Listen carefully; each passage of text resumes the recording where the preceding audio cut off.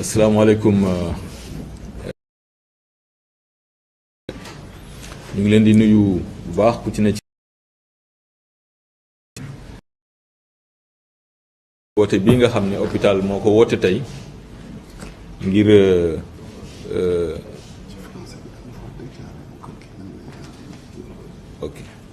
ngir waxtaan ak askanu Louga ci xew-xew bi nga xam ne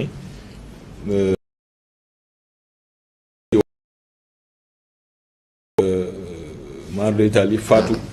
benn soxna boo xam ne dafa ñëwoon ci hôpital bi yàlla dogal mu ñàkk astu soxna ñuy mas di massawu famille am di leen ko jaal di ko ñaanal suñu borom ci barke weeru koor wi ñu nekk mu tàbbal ko àjjana bi barakatu rasulillahi sallallahu alayhi wa sallam ñu bëggoon nag waxtaan ak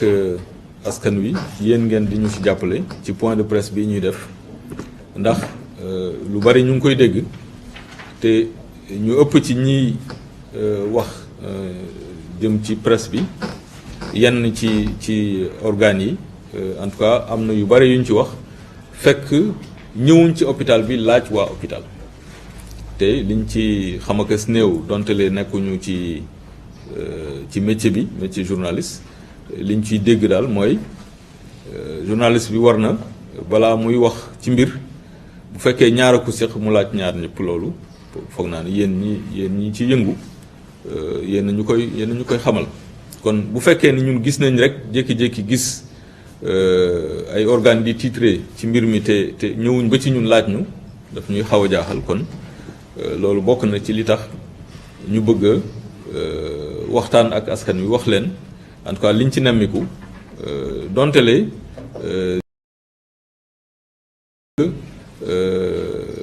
bëgg maanaam waaw bëgg dindi tuuma comme ni mu ko waxee waaye bëgg simplement leeral ci li nga xam ne moom lañ ci xamagun loolu itam mat naa leeral xam ne yu mel nii bu amee am na yoo xam ne ay tëralin la ay procédures yoo xam ne ministère bi teg na ko bi ci jiitu mooy ñu def li ñuy wax audit des décès du décès maternel mooy maanaam ñu saytu maanaam bi mu fi dikkee ba bi muy noppalu naka la prise en charge bi demee loolu biñ ko defee ba noppi ab rapport def nañ ko ci yónnee ko ki nga xam ni mooy suñu kilifa ci ministère bi muy direction des établissements publics de santé beneen bi mooy li nga xam ni administration la maanaam ñi nga xam ni tey ñoo nekkoon de garde ci bés boobu ñu jox leen li ñuy wax ay demande d'explication ngir ñoom itam comme ñoom la ñu joxañ ñoom itam ñu wax ñoom naka lañ gisee mbir mi ak lan lañ jàpp ni noonu la demee ngir ñu mën ko étudier ñu mën ko jàngat pour xam fan la responsabilité yi féete ndax loolu mooy suñu cër loolu mooy suñu wareef kon loolu ñu ciy dalal xelu ñëpp en tout cas muy ci biir hôpital bi muy ci ministère bi lépp loo xam ni administration bi ni mu tëddee laaj na ko loolu ñu ngi ci te balaa yàgg en tout cas di ngeen ci xam dara parce que suñu kilifa yi tamit ñoom ñu ngi ci waaye li ñu ciy bañ rek mooy loolu amagul maanaam ñu condamné ay nit fekk kenn instruire gu leen kenn jugé gu leen loolu itam mat naa moytu ndax kilifa du doon benn nopp loolu moo waral déglu bi dafa war ci ñaari pàcc yëpp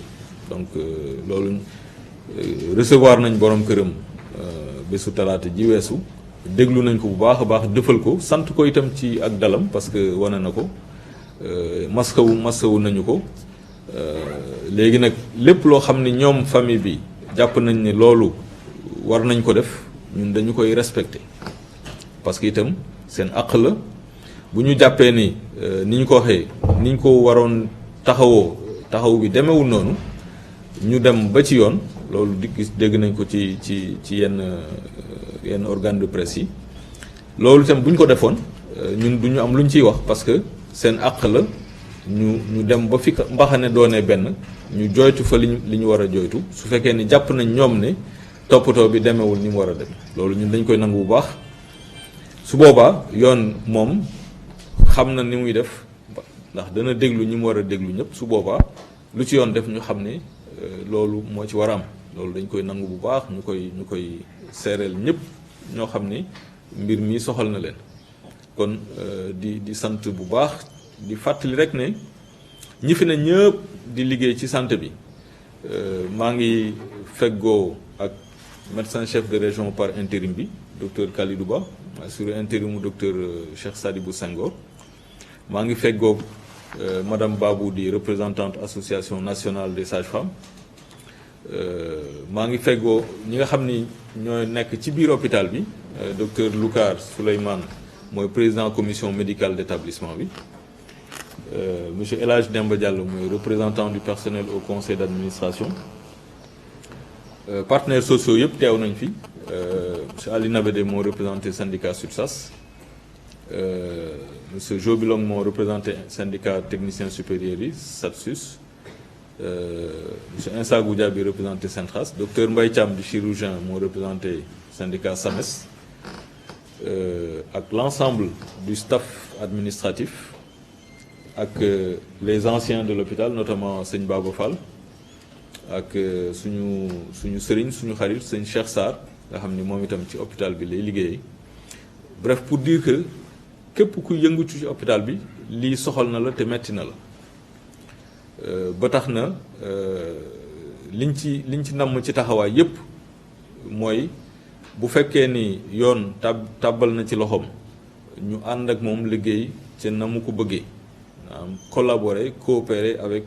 yoon boobu nga xam ni wax nañ ne famille bi dana ci dem wala dem na ci ba noppi loolu ñun amaguñ ci firnde waaye bu amee it yéene bi mooy collaborer ak yoon boobu ba li ñuy wax la manifestation de la vérité parce que am na ci loo xam ne ñun en interne mën nañ ko waaye ñoom ñoo am yenn sañ-sañ yi kon dañ ci ànd ak ñoom di ko nangu bu baax a baax a baax waaye di fàttali rek ne hôpital bi de bi mu fi nekkee léegi mu ngi bëgg a def ab diir 1983 lañ ko ubbi ku baax góor yàlla bu baax bu ñuy wax El Hadj Djili Mbaye moo ko tabaxal boppam ci alalam jox ko état du Sénégal muy te boobu ba léegi hôpital bay waaram ci wàllu wér-gu-yaram liggéey nag duñ ne lépp day mel na mu war a mel waaye yéene yi ak jëf yëpp jublu gi mooy képp ku fi indi tawat en tout cas saafara am fi te doo jàll feneen waaye nag loolu du lu ñuy mën a am ci tàmbali gi loo xam ne dañ koy sàkku saa su ne ndax itam wér-gu-yaram bi ci réew mi am na lu bare loo xam ne peut-être jàppandiwul ba ci suñu hôpitaux yi dañ ko ciy seetlu kon lépp lu ñu mën en tout cas suñu kéem kàttan hôpital bi mi ngi koy def jublu ci en tout cas ñi nga xam ne ñoo fiy ñëw ngir seeni tawat ñu am saafara ci tawat yooyu ci kàttanu yàlla lépp nag du mën a mat parce que ay nit ñoo fi liggéey waaye dañuy wax ne képp koo xam ne nekk nga fi te nekk fii naka sudul noonu bu fesee du ñu bañ mukk en tout cas yoon def la mu war a def loolu au contraire waaye ñuy fàttali ne yoon dafa am nu mu tëddee maanaam bu mbir jógee comme bu mel ni li gën ci koo xam ni boroom xel nga mooy nga déglu ñaar ñi ko séq bu dee ñaar ñi di ko séq te foog naa loolu am na ci wàll woo xam ni sooxe na ci lenn ci ñi nga xam ne ay organe de presse lañ parce que dañu xëy tey am yu bari yu ñu gis ñoo xam ni fësal nañ ko ñi ci seen li ñuy wax xët bu njëkk bi te yàgg si wuñu ba ci hôpital bi wala boobu ñu woo waa hôpital pour laaj leen loolu itam dañ koy mettitlu te di leen ko gaaral yéen ñi nga xam ne yéen a bokk liggéey bi ndax tey ci suba gannaaw bu loolu amee ñu bari ci yéen woote nañu ngir sàkku ci ñun ñu wax ak askan wi mooy yi lay point de presse bi ñuy def mooy dañu wax ci ñi ëpp li ñu fësal mooy soxna si de dañ ko waroon defal li ñuy wax opération césarienne en urgence te defuñu ko loolu ñuy wax ne loolu amul docteur yi nga xam ne ñoo ko doon toppatoo nga xam ne fii la defee visite am li ñuy wax visite yëpp bi mu wannee lor visite yëpp fii la ko defee ba bi ci mujj la ñu wax ne dañ koy programmer nag buñ ko déggee wuute na ak urgence loolu nag foofu la duñ ci mën a xuus sori ci ndax li ma ko waxee ci njàlbeenu wax gi dossier bi dossier médical la am na ci loo xam ne ñun amuñu sañ-sañ di ci wax te fekk amuñ ci ndigalu borom këram walla famille beneen bi mooy amuñu sañ-sañ di ci wax ndax wax nañ xaat ne am na benn action en justice boo xam ni mu ngi waaj a ñëw kon su boobaa dañuy digal ñu màndu xaar ba yoon boobu nga xam ne wax nañ ne danañ ci dem walla dem nañ ci ba noppi yoon boobu woote ba ñi nga xam ne tey jii ñoo seqoon dossier bi ñoom liñ ci wax leer na waaye su boobaa dinañ ko mën a àggale ci ñi nga xam ne ñoom la yoon di dénk dossier bi waaye en tout cas ñu xam rek ne kenn ci hôpital bi day nammul lu mel nii bi mu xewee fi mu toll nii ñoom ñëpp dañoo tiis moo leen dal ndax metti na soxna si fii lañ ko doon suivre visitam yëpp fii la ko defee ñoom waa maternité de xam nañu ko ndax yàgg na fi ñëw di def visite kon mësuñu am yéene mu demee nii kon bu lii amee dañ koy mettitlu waaye di ñaan yàlla yërëm ko te ñu def ndànk ba yoon feeñal li war a feeñ loolu daal lañ ci bëggoon yokk di dellu siwaat di sant waa presse bi ci seen disponibilité ndax ñenn ci yéen da ngeen woote ñenn ñi ñun ñoo leen woo ñu bëgg rek wax ne ñun ñëpp ay jullit lañu wala boog bu ñu nekkul ay jullit ay chrétien lañu maanaam dañu gëm yàlla xam ne lu am yàllaa ko dogal loolu tekkiwul ne dañuy soofental faatu soxna si déedéet waaye dañuy wax rek ne bu lu mel nii amee dañuy delluwaat ci yàlla ndax inna lillahi wa inna ilayhi rajiun ñaanal ko jëkk waaye li ci mat a feeñal ngir ëllëg bu fekkee ni njuumte am na ci loolu nga xam ne leeraguñu ndax enquête bi donte li ñun def nañ audit mais bu fekkee ni yoon tabal na ci dina am enquête bu fekkee njuumte am na ci ñu xam fa mu féete la ca mat a def yoon def ko loolu jar na kon ku nekk ne tekk ba tekk wane yoon asalaamaaleykum wa rahmatullah. Je me présente, je suis le docteur Amadou Gueye Diouf, directeur de l'hôpital.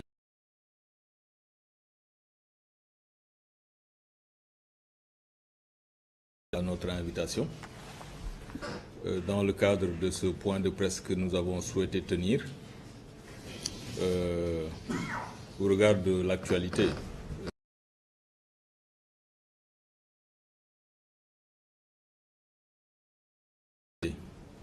Regretté de la dame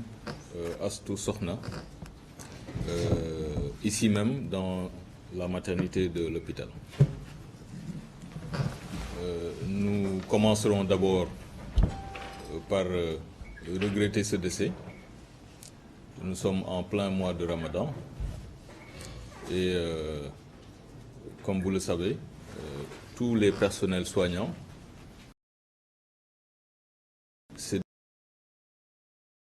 c'est de prendre en charge les patients et les blessés quand ils en ont besoin. Donc quand des situations de cette nature surviennent, vous comprendrez que tous les personnels sont dans un état vraiment de tristesse dans le cadre de cet événement. C'est une situation qui fait mal à l'ensemble du personnel. Donc nous voulons, de manière très forte, dire que c'est une situation que personne ne souhaite, que personne n'a souhaité, mais qui est survenue. Et dès lors qu'une situation de cette nature survient, il est bon, s'il y a en tout cas des incompréhensions, en tout cas, puisse être apportée, compte tenu, bien entendu, de la nécessité dans laquelle nous trouvons de respecter le secret médical. Même si la personne n'est plus de ce monde, nous n'avons pas, nous, le droit, en tout cas, d'étaler sur la place publique des éléments la concernant. Donc vous comprendrez très facilement que nous ne sommes pas là pour, en tout cas, donner des éléments du dossier de manière détaillée, parce que la loi, au stade où nous nous trouvons, nous l'interdit. Mais nous sommes là plutôt pour exprimer notre compassion publiquement à l'égard du mari de la défunte, à l'égard de toute la famille de la défunte, dire simplement que c'est une situation que personne n'a souhaitée, mais qui nous tombe dessus, et nous avons le devoir en tant que croyants, en tout cas d'accepter la décision divine, ce qui ne nous dédouane pas de la nécessité de faire l'effort de comprendre, mais aussi, après avoir compris, s'il est avéré qu'il y a des manquements, aller dans le sens de prendre des mesures correctrices. Ça aussi, nous avons le devoir de l'affirmer, et de l'affirmer de manière très forte. Donc, comme je l'ai dit en début, c'est un point de presse, parce que au stade où nous nous trouvons, l'échange dans le cadre d'une conférence, nous avons en tout cas des obstacles sur le plan juridique, parce que nous avons entendu ça et là, qu'il y aurait en tout cas une décision de dépôt de plainte qui aurait été prise. Et cela nous maintient dans une posture, en tout cas d'attendre que la justice, si elle est déjà saisie, puisse en tout cas entamer la procédure qui sied en la circonstance. Et nous respecterons certainement toute décision prise par la famille dans ce sens, parce que le Sénégal est un état de droit et personne n'est au-dessus de la loi. Ça aussi, nous le savons et nous l'acceptons. Il faut que ça soit très clair. Personne, quand je dis personne, c'est du côté de l'hôpital, mais du côté également d'autres personnes qui seraient tentées, en tout cas, d'avancer dans les informations sans en avoir, en tout cas, la certitude. Malheureusement, nous avons constaté qu'il y a un certain nombre d'informations qui sont relayées,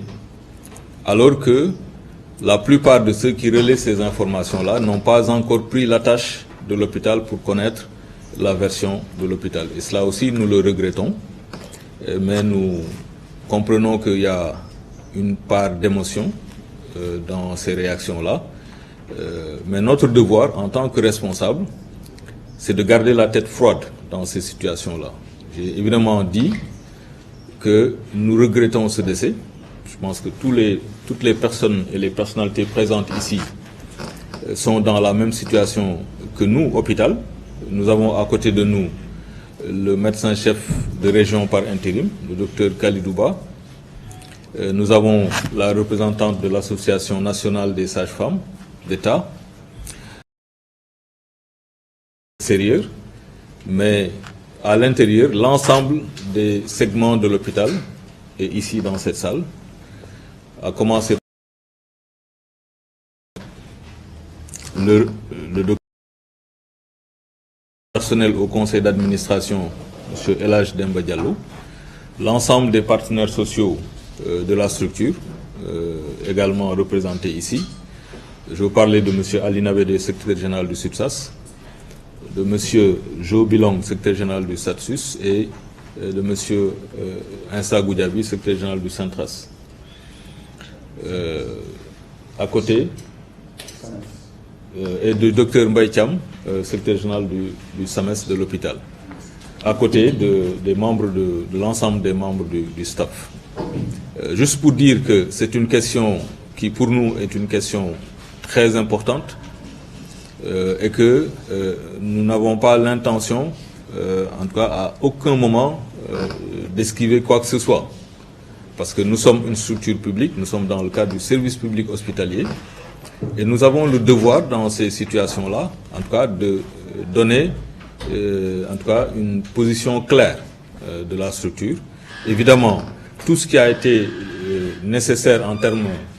de procédure administrative l'a été déjà ou est en train de l'être par rapport à la structure, mais également par rapport à notre tutelle technique, donc le ministère de la Santé et de l'Action sociale, avec qui nous sommes en contact permanent. Donc, notre supérieur direct, c'est le directeur des établissements publics de santé. Maintenant, pour aller peut-être dans le vif du sujet, ce que nous souhaiterions communiquer, c'est que l'hôpital est disposé, à l'étape où nous nous trouvons, en tout cas est disposé à répondre si éventuellement, en tout cas, cette saisine de la justice se confirme. Les équipes de la maternité ont fait leur devoir dans ces situations-là, c'est-à-dire il y a un audit du décès qui a été fait et à aucun moment il n'est ressorti qu'une césarienne en urgence avait été indiquée, contrairement à ce qui est apparu dans la presse. Donc, ça aussi, c'est une précision que nous souhaiterions apporter, tout en gardant un peu le contenu pour la suite sur le plan judiciaire que ce dossier connaîtra probablement. Donc, la position officielle de l'hôpital, au stade où nous nous trouvons, c'est une position de principe. Dire que nous regrettons donc le décès, personne ne souhaite dans un hôpital avoir un décès. Un médecin qui perd un malade ou une sage-femme qui perd une parturiente est dévasté. C'est compréhensible. Et donc, c'est dans la douleur qu'on entend un certain nombre de récriminations que nous ne rejetons pas par principe, parce que dans notre position, nous avons le devoir d'écouter tout ce qui se dit en termes de réclamation. Maintenant, après avoir écouté, nous avons le devoir de faire l'investigation, parce que, en toute responsabilité, il n'est pas permis, en tout cas, de ne pas prendre, en tout cas, la position des différentes parties. Donc voilà un peu ce que nous souhaitions partager avec la population, notamment la population de Louga. L'hôpital Amadou Sakhir Mbaye, c'est leur hôpital. Du point de vue historique, vous le savez tous, c'est un hôpital qui a été construit par Feu El Hadj Djili Mbaye. Et donc c'est un membre de cette auguste société lougatoise qui a donné à l'État du Sénégal, en tout cas, cette infrastructure. Et notre mission, c'est une mission de soins en premier lieu, à destination du bassin épidémiologique qui entoure l'hôpital, c'est-à-dire la ville de Louga, la région de Louga. Des patients des régions limitées. Les populations lougatoises bénéficient depuis 1983 des prestations de cet hôpital. Et ce serait dommage que ne soit retenu que il y a un mal an règle beaucoup de problèmes de santé de la population, malgré des difficultés sur lesquelles peut-être nous n'allons pas nous étaler ici, mais nous faisons en interne, et là je prends à témoin l'ensemble des acteurs ici présents, beaucoup d'efforts pour essayer de satisfaire la demande de soins des populations. Et c'est donc cette mission-là qui est, en tout cas, l'axe de notre intervention. Parce que ce ne serait pas bon que certains puissent jeter le bébé avec l'eau du bain. Quand il y a des difficultés, il faut faire face, il faut comprendre et il faut, en tout cas, essayer d'identifier les responsabilités. Et c'est seulement après cela que des mesures pourraient être prises. Mais dans le feu de l'action, ce serait dommageable, en tout cas pour la structure et pour les populations,